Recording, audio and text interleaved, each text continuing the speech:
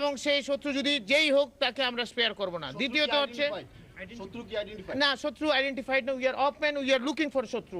লুৎফুজ্জামান বাবর বিএনপির একজন এমপি ও প্রাক্তন স্বরাষ্ট্রমন্ত্রী ছিলেন, যার কার্যকলাপ আজও অনেকের মনে গভীরভাবে গেঁথে আছে। তার বিরুদ্ধে সবচেয়ে বড় অভিযোগ হলো ভারতের সেভেন সিস্টার্স এলাকায় বিদ্রোহী দল গঠন করে ভারতকে অস্থিতিশীল করার প্রচেষ্টা। এমনকি চীন ও পাকিস্তান মিলে ভারতে যতটা ক্ষতি করতে পারেনি, তিনি একাই তার চেয়ে বেশি ক্ষতি করার চেষ্টা করেছিলেন। তার বিরুদ্ধে সবচেয়ে আলোচিত ঘটনা হলো 10 ট্রাক অস্ত্র পাচারের ঘটনা, যার কারণে তিনি মামলায় জড়িয়েছিলেন। যদিও তিনি শেষ পর্যন্ত ধরা পড়ে যান, কিন্তু সেই সময় যদি এই অস্ত্রগুলো ভারতে প্রবেশ করত, তাহলে ভারতের পরিস্থিতি কেমন হতো তা ভাবতেই গা শিউরে ওঠে। তিনি ছিলেন এমন একজন যিনি এমন সময় ভারতকে হুমকি দিয়েছিলেন যখন বাংলাদেশ থেকে কেউ এ ধরনের সাহস দেখায়নি। সেভেন সিস্টার্সকে স্টেপ সিস্টার বানানোর ক্ষমতা ছিল তার, এমনটাই মনে করেন অনেকে।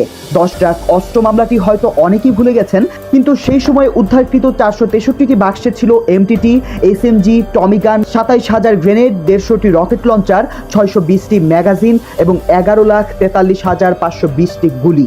এসবের আনুমানিক মূল্য ছিল 27,000 কোটি টাকা। সেই সময় তিনি স্বরাষ্ট্রমন্ত্রী ছিলেন, এবং যদি সেই অস্ত্রগুলো ভারতে ঢুকতো, আজকে ভারতের সেভেন সিস্টার্স হয়তো অক্ষত থাকতো না। ভারত তখন নিজেদের নিরাপত্তা নিয়েই এতটা ব্যস্ত হয়ে পড়তো যে আমাদের দেশের অভ্যন্তরীণ বিষয়ে হস্তক্ষেপ করার সময়ও পেত না। ফলে হয়তো আমাদের দেশকেও 15 বছরের দুঃশাসন সহ্য করতে হতো না। তার সেই বিখ্যাত dialogue, we are looking for শত্রু, আজও অনেকেই ভুলতে পারেনি।